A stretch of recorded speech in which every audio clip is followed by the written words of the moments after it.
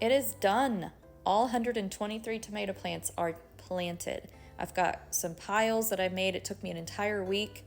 And then over on this little side, I'm going to put artichokes, and all around the edges, I ended up putting melons, watermelons, honeydews, and on the opposite side, I have a bunch of cucumbers and more melons. And here's some zucchinis, just a few because they do produce a lot. This is a lettuce that I'm going to move. And then over on the right side, this is cilantro. So I'm going to harvest all this and then see if I can leave some of this for seed and just let it dry out, and then I can collect the seeds. But anyway, on the other side of the garden, there's some corn. It did okay. Some of the plants are doing really well. They're vigorous. Other plants that came up, but they just stayed kind of small, so I'm giving them more time. It's only been a few weeks since they've come up, so I'm just waiting to see if they get any bigger or better. If not, what I'm probably going to do is consolidate and just keep, like, they were all back there, but I'm just going to move all the corn that's doing really well all together because they do need to be compacted in order to, not fertilized, but pollinated. Yeah, pollinated so the corn grows. And then all of this right here is wood chips that we put down. Really not necessarily wood chips, but it's like pine shavings from the equestrian center. And we did this because you can see that, like, if you look up the garden, it's a hill and it inclines, and so all the water comes down and then stays here. So this would be a really good place eventually for plants because all the nutrients come down here. So we put all this mulch to kind of level it out, but you can see that a lot of it, it's not really a whole lot of dirt, it's just mostly wood. Now there's some corn, and then on this side I've got some crazy sunflowers that came up all by themselves. They're all coming out from like one spot. I'm not going to touch them because they're kind of finicky. And then all of this is potatoes. There's different kinds. And these potatoes, I've hilled maybe once or twice. And I heard that for these particular varieties, I think they're some kind of majestic purple. But for this variety, you do not have to hill. I just planted them really deep. And so they're just going to keep creating. And then if I wanted to hill some more, it would just make it so that I create a couple more potatoes towards the surface, but really it's not necessary. But yeah, this is it.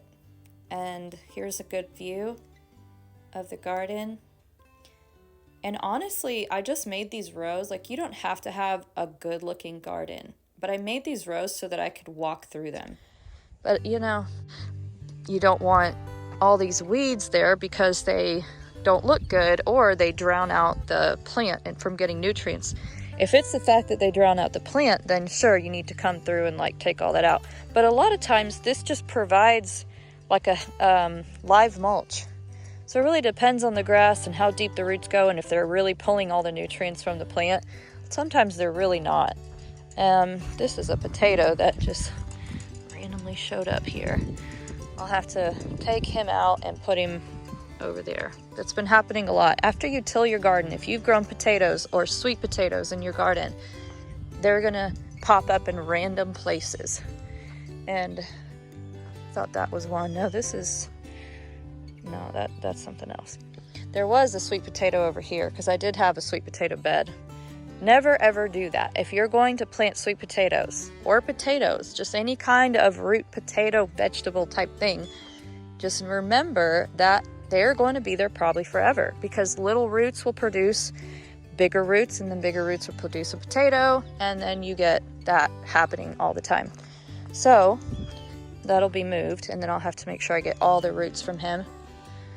But it'll probably be a couple of years before I don't dig up potatoes from random places. Another thing you see from just because of tilling, I'll have plants in random places, like these lettuces. I'm leaving them because, like I said, they're lettuces. They grow really well in the summertime, and they're not bothering me being there. Now, if I needed to plant some stuff here, I'll remove this and put it somewhere else. But truth be told, like, there's nothing wrong with your garden not looking super neat and having all these rows. This is just for me to get through. I literally put the rows so that I could walk through this when I'm harvesting tomatoes. But I have probably 30 varieties of tomatoes. So this summer I'm going to be making produce boxes as soon as I'm in full production. So that'll probably be, I don't know, maybe a decent sized box with a bunch of tomatoes and whatever's in season for like $25. Maybe some potatoes if they're ready, some corn, whatever I've got. Anyways, hope that you have a lovely afternoon.